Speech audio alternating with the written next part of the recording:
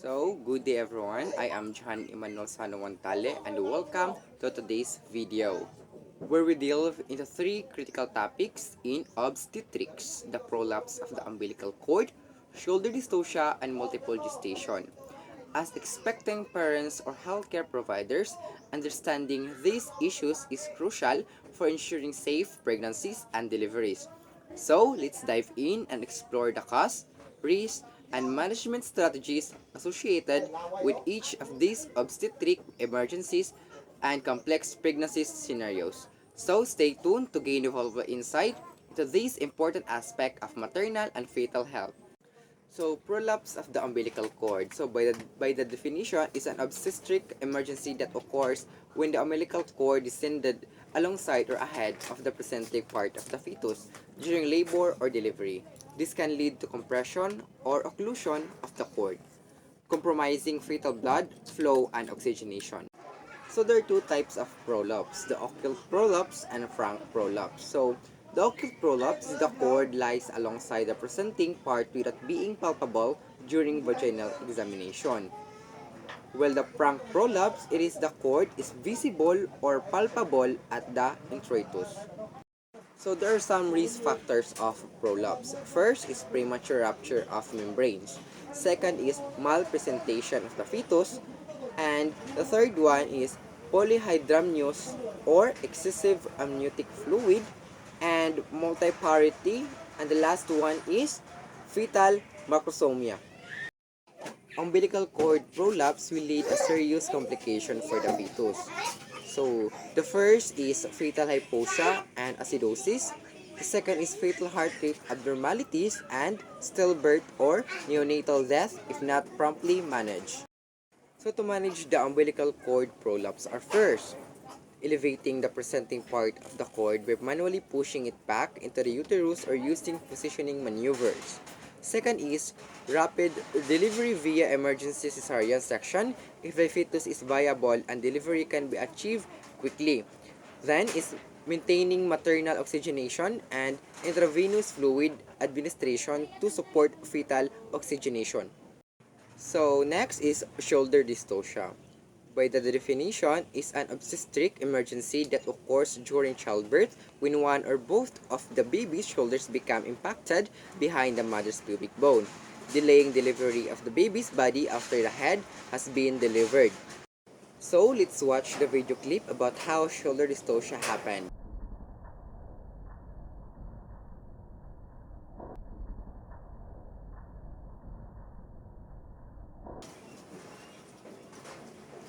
So, as you can see, shoulder dystocia is a complication that can occur during childbirth when one or both of the baby's shoulders get stuck behind the mother's pelvic bone. After the baby's head has emerged, this can cause significant difficulties in delivering the baby and may lead to complications such as fetal distress, brachial plexus injury, and postpartum hemorrhage. It requires prompt medical intervention to safely deliver the baby.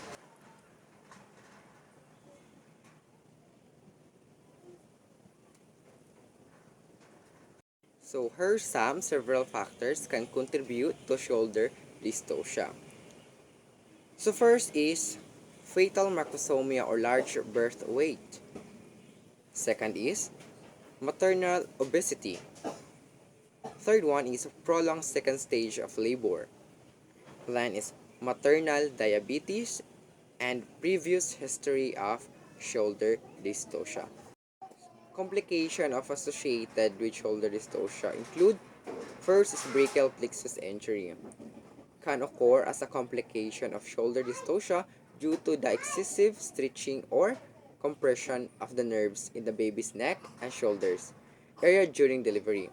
When the baby's shoulder becomes stuck behind the mother's pelvic bone, excessive force may be applied to free the shoulder, leading to injury of brachial plexus nerves.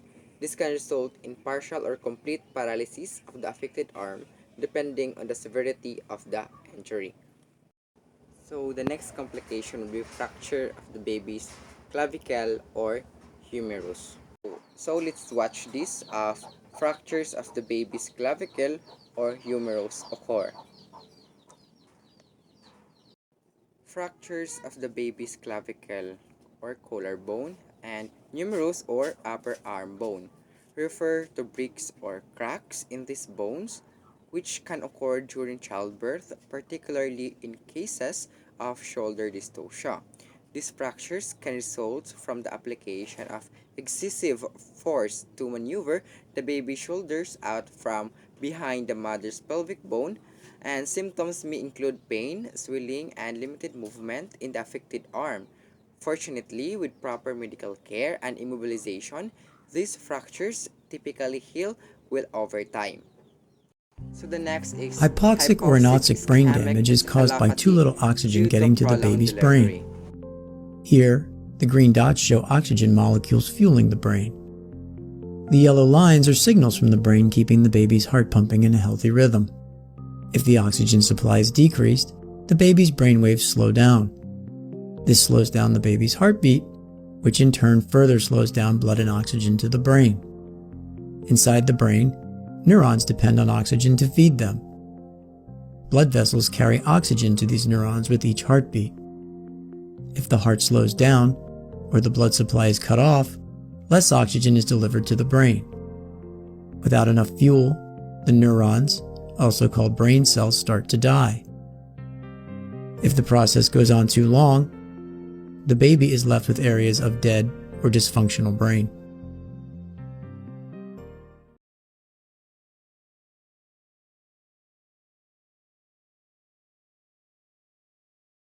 Hypoxic ischemic encephalopathy, or HIA, due to prolonged delivery, is a condition that occurs when an infant brain doesn't receive enough oxygen and blood flow during childbirth. This can lead to brain damage and neurological complication ranging from mild to severe, depending on the duration and severity of oxygen deprivation. HIA can result in long-term neurological deficit, including developmental delays, cognitive impairments, and motor disabilities. Early detection and intervention are crucial in managing and minimizing the impact of HIA on the infant's development. So let's talk about the last complication of shoulder dystocia is maternal hemorrhage or perineal trauma. Maternal hemorrhage refers to excessive bleeding that occurs during or after childbirth, which can be due to various factors such as uterine atony or lack of uterine muscle tone, lacerations, or placental abnormalities. Perineal trauma refers to injuries sustained to the area between the vagina and the anus during childbirth, often occurring during the passage of the baby through the birth canal. These injuries can range from minor tears to more severe lacerations or episiotomies or surgical incision made to enlarge the vaginal opening. Both maternal hemorrhage and perineal trauma are potential complications of childbirth that requires prompt medical attention to prevent further complication and ensure the well-being of the mother and baby. Techniques used to manage shoulder dystocia. First is macro-reverse maneuver. It's a flexion and abduction of the mother's legs to widen the pelvic outlet. Second is suprapubic pressure. Applied pressure to the mother's abdomen to dislodge the impacted shoulder. Three is wood screw maneuver. It is a rotational maneuver to dislodge the impacted shoulder. And the fourth is delivery of posterior arm. If the anterior shoulder is impacted, the posterior arm can be delivered first. Multiple gestation. Multiple gestation is a commonly referred to as a twin or multiple pregnancy. Occurs when more than one fetus develops simultaneously in the uterus. It can involve twins, triplets, quadruplets, or higher order multiples. There are two types of twins. First is dizygotic or fraternal twins. Results from the fertilization of two separate eggs by two different sperm cells, leading to the development of two genetically distinct fetuses. Dizygotic twins may or may not share the same placenta and amniotic sac. Monozygotic or identical twins results from the splitting of a single fertilized egg into two embryos. Monozygotic twins can share the same placenta and amniotic sac, or have separate placenta and sacs. Factors that increase the likelihood of multiple gestation include advanced maternal age, family history of twins, assisted reproductive technology or fertilization, and previous history of multiple gestation. Multiple gestation pregnancies are associated with an increased risk of complication. First is preterm birth.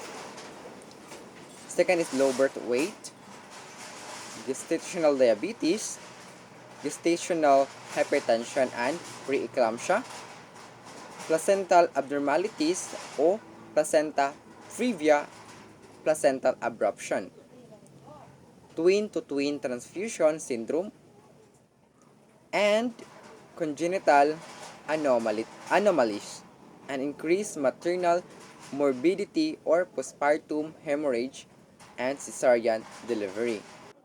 I hope you learned something about my topic, which is prolapse of the umbilical cord, multiple gestation, and shoulder dystocia.